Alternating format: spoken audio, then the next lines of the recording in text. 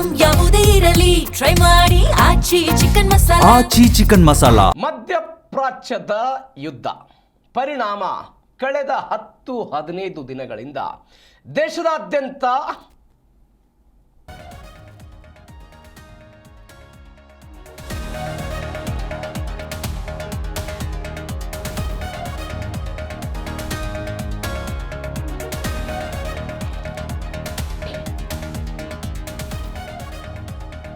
ಕಳೆದ 10-15 ದಿನಗಳಿಂದ ಸಿಲಿಂಡರ್ ಕೊರತೆಯಾಗಿ ಯಾವೆಲ್ಲ ಸಮಸ್ಯೆಗಳಾಗಿತ್ತು, ಇದೀಗ ಪೆಟ್ರೋಲ್ ವಿಚಾರದಲ್ಲಿ ಪೆಟ್ರೋಲಿಯಂ ಟ್ರೇಡರ್ಸ್ನಿಂದಲೇ ಆತಂಕಕಾರಿ ಮಾಹಿತಿ ಹೊರಬಿದ್ದಿದೆ.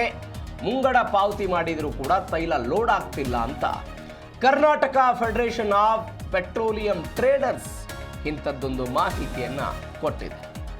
ತೈಲ ಸಂಘಗಳಿಗೆ ಜಿಲ್ಲಾ ಆಯುಕ್ತರ ಭೇಟಿ ಮಾಡೋದಕ್ಕೆ ಸೂಚನೆಯನ್ನು ಕೊಡಲಾಗಿದೆ. ಗ್ರಾಮೀಣ ಪ್ರದೇಶಗಳಲ್ಲಿ ಪೆಟ್ರೋಲ್ ಸರಬರಾಜಿನಲ್ಲಿ ವ್ಯತ್ಯಯ ಆಗ್ತಿದೆ, ಈ ಕೊರತೆ ಇರೋದು ನಿಜ ಅಂತ AKFET ತಂಡ ಮಾಹಿತಿ ಕೊಟ್ಟಿರೋದು. Karnataka federation of petroleum traders ದೃಶ್ಯದಲ್ಲಿ ನೀವು ನೋಡ್ತಾ ಇದ್ದೀರಿ.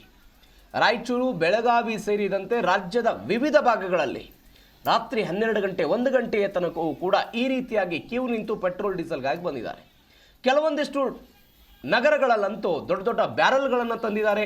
ಟ್ರ್ಯಾಕ್ಟರ್ಗಳಲ್ಲಿ ವಾಟರ್ ಟ್ಯಾಂಕ್ಗಳಿರುತ್ತಲ್ಲ ಅವುಗಳನ್ನು ತೆಗೆದುಕೊಂಡು ಬಂದಿದ್ದಾರೆ.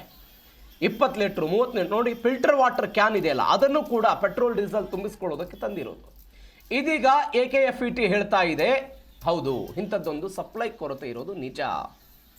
ಅಖಿಲ Karnataka federation of petroleum traders ಇಂಥದ್ದೊಂದು ಮಾಹಿತಿಯನ್ನು ಕೊಟ್ಟಿದೆ.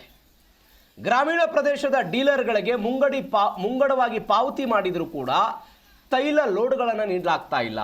ಈ ಹಿನ್ನೆಲೆಯಲ್ಲಿ ಗ್ರಾಮೀಣ ಪ್ರದೇಶದ ಜಿಲ್ಲಾ ಸಂಘಗಳಿಗೆ AKFET ಇಂದ ಜಿಲ್ಲಾ ತೈಲ ಸಂಘಗಳಿಗೆ ಜಿಲ್ಲಾ ಆಯುಕ್ತರನ್ನು ತಕ್ಷಣವೇ ಭೇಟಿ ಮಾಡೋದಕ್ಕೆ ಸೂಚನೆ ಕೊಟ್ಟಿದ್ದಾರೆ. ಮುಂಗಡ ಪಾವತಿಗೆ ವಿರುದ್ಧವಾಗಿ ಲೋಡ್ಗಳು ದೊರೆಯದ ಸಮಸ್ಯೆಯನ್ನು ಸ್ಪಷ್ಟವಾಗಿ ವಿವರಿಸಬೇಕು. ಇದೇ ಪರಿಸ್ಥಿತಿ ಮುಂದುವರೆದರೆ ಗ್ರಾಹಕರಲ್ಲಿ ಆತಂಕದ ವಾತಾವರಣ, ಆತಂಕದ ಖರೀದಿ ಜಾಸ್ತಿ. ಈಗ ಪ್ಯಾನಿಕ್, ಇದು ಆತಂಕ,